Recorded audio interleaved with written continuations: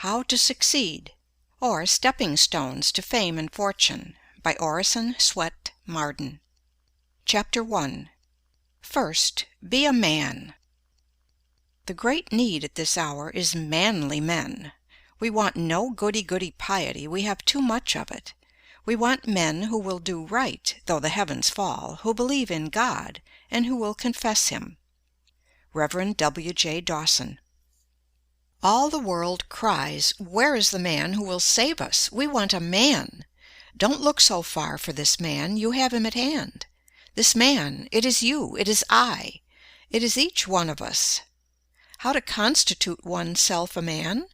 Nothing harder if one knows not how to will it, nothing easier if one wills it." Alexander Dumas. "I thank God I am a Baptist," said a little short doctor of divinity, as he mounted a step at a convention. "Louder, louder!" shouted a man in the audience. "We can't hear." "Get up higher," said another. "I can't," replied the doctor. "To be a Baptist is as high as one can get." But there is something higher than being a Baptist, and that is being a man. Rousseau says, "According to the order of nature, men being equal, their common vocation is the profession of humanity, and whoever is well educated to discharge the duty of a man cannot be badly prepared to fill any of those offices that have a relation to him. It matters little to me whether my pupil be designed for the army, the pulpit, or the bar. To live is the profession I would teach him. When I have done with him, it is true he will be neither a soldier, a lawyer, nor a divine. Let him first be a man. Fortune may remove him from one rank to another, as she pleases, he will always be found in his place." "First of all," replied the boy James A. Garfield, when asked what he meant to be, "I must make myself a man. If I do not succeed in that, I can succeed in nothing." "Hear me, O men!" cried Diogenes in the marketplace at Athens. And when a crowd collected around him, he said scornfully, "I called for men, not pygmies." One great need of the world today is for men and women who are good animals. To endure the strain of our concentrated civilization, the coming man and woman must have an excess of animal spirits. They must have a robustness of health. Mere absence of disease is not health. It is the overflowing fountain, not the one half full, that gives life and beauty to the valley below. Only he is healthy who exults in mere animal existence, whose very life is a luxury, who feels a bounding pulse throughout his body, who feels life in every limb, as dogs do when scouring over the field, or as boys do when gliding over fields of ice. Dispense with the doctor by being temperate, the lawyer by keeping out of debt, the demagogue by voting for honest men, and poverty by being industrious. "Nephew," said Sir Godfrey Kneller, the artist, to a Guinea slave trader, who entered the room where his uncle was talking with Alexander Pope, "you have the honor of seeing the two greatest men in the world." "I don't know how great men you may be," said the Guinea man, as he looked contemptuously upon their diminutive physical proportions, "but I don't like your looks. I have often bought a much better man than either of you, all muscles and bones, for 10 guineas. A man is never so happy as when he suffices to himself, and can walk without crutches or a guide. Said Jean Paul Richter, "I have made as much out of myself as could be made of the stuff, and no man should require more." "The body of an athlete and the soul of a sage," wrote Voltaire to Helvetius. "These are what we require to be happy." Although millions are out of employment in the United States, how difficult it is to find a thorough, reliable, self-dependent, industrious man or woman, young or old, for any position, whether as a domestic servant, an office boy, a teacher, a brakeman, a conductor, an engineer, a clerk, a bookkeeper, or whatever we may want. It is almost impossible to find a really competent person in any department, and oftentimes we have to make many trials before we can get a position fairly well filled. It is a superficial age. Very few prepare for their work. Of thousands of young women trying to get a living at typewriting, many are so ignorant, so deficient in the common rudiments even, that they spell badly, use bad grammar, and know scarcely anything of punctuation. In fact, they murder the English language. They can copy, parrot-like, and that is about all. The same superficiality is found in nearly all kinds of business. It is next to impossible to get a first-class mechanic. He has not learned his trade. He has picked it up, and botches everything he touches, spoiling good material and wasting valuable time. In the professions, it is true, we find greater skill and faithfulness, but usually they have been developed at the expense of mental and moral breadth. The merely professional man is narrow. Worse than that, he is in a sense an artificial man, a creature of technicalities and specialties, removed alike from the broad truth of nature and from the healthy influence of human converse.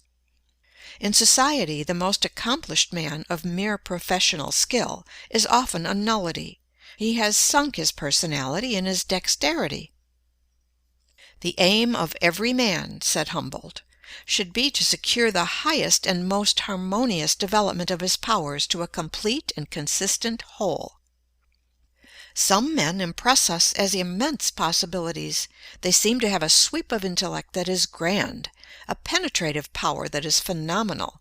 They seem to know everything, to have read everything, to have seen everything.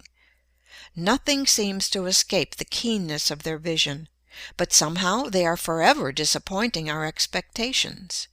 They raise great hopes only to dash them. They are men of great promise, but they never pay. There is some indefinable want in their make-up. What the world needs is a clergyman who is broader than his pulpit, who does not look upon humanity with a white neckcloth ideal, and who would give the lie to the saying that the human race is divided into three classes: men, women, and ministers.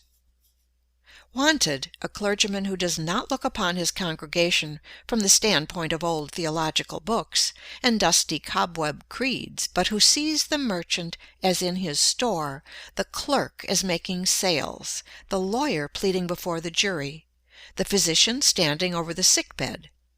In other words, who looks upon the great, throbbing, stirring, pulsing, competing, scheming, ambitious, impulsive, tempted mass of humanity as one of their number, who can live with them, see with their eyes, hear with their ears, and experience their sensations. The world has a standing advertisement over the door of every profession, every occupation, every calling. Wanted, a man. Wanted, a lawyer who has not become the victim of his specialty, a mere walking bundle of precedents. Wanted, a shopkeeper who does not discuss markets wherever he goes. A man should be so much larger than his calling, so broad and symmetrical in his culture, that he would not talk shop in society, that no one would suspect how he gets his living. Nothing is more apparent in this age of specialties than the dwarfing, crippling, mutilating influence of occupations or professions. Specialties facilitate commerce and promote efficiency in the professions, but are often narrowing to individuals. The spirit of the age tends to doom the lawyer to a narrow life of practice, the businessman to a mere money-making career. Think of a man, the grandest of God's creations, spending his lifetime standing beside a machine for making screws. There is nothing to call out his individuality, his ingenuity, his powers of balancing, judging, deciding. He stands there year after year until he seems but a piece of mechanism. His powers, from lack of use, dwindle to mediocrity, to inferiority, until finally he becomes a mere part of the machine he tends. Wanted, a man who will not lose his individuality in a crowd, a man who has the courage of his convictions, who is not afraid to say no, though all the world say yes. Wanted, a man who, though he is dominated by a mighty purpose, will not permit one great faculty to dwarf, cripple, warp, or mutilate his manhood, who will not allow the overdevelopment of one faculty to stunt or paralyze his other faculties. Wanted, a man who is larger than his calling, who considers it a low estimate of his occupation to value it merely as a means of getting a living. Wanted, a man who sees self-development, education and culture, discipline and drill, character and manhood in his occupation. As nature tries every way to induce us to obey her laws by rewarding their observance with health, pleasure, and happiness, and punishes their violation by pain and disease, so she resorts to every means to induce us to expand and develop the great possibilities she has implanted within us. She nerves us to the struggle beneath which all great blessings are buried, and beguiles the tedious marches by holding up before us glittering prizes which we may almost touch, but never quite possess. She covers up her ends of discipline by trial, of character building through suffering, by throwing a splendor and glamour over the future, lest the hard dry facts of the present dishearten us and she fail in her great purpose. How else could nature call the youth away from all the charms that hang around young life, but by presenting to his imagination pictures of future bliss and greatness, which will haunt his dreams until he resolves to make them real? As a mother teaches her babe to walk by holding up a toy at a distance, not that the child may reach the toy, but that it may develop its muscles and strength, compared with which the toys are mere baubles. So nature goes before us through life, tempting us with higher and higher toys, but ever with one object in view, the development of the man. In every great painting of the masters there is one idea or figure which stands out boldly beyond everything else. Every other idea or figure on the canvas is subordinate to this idea or figure, and finds its real significance not in itself, but, pointing to the central idea, finds its true expression there. So in the vast universe of God every object of creation is but a guide board with an index finger pointing to the central figure of the created universe, man. Nature writes this thought upon every leaf. She thunders it in every creation. It exhales from every flower. It twinkles in every star. Open thy bosom, set thy wishes wide, and let in manhood, let in happiness. Admit the boundless theater of thought from nothing up to God, which makes a man. Young. End of Chapter 1. Recording by Pamela Krantz.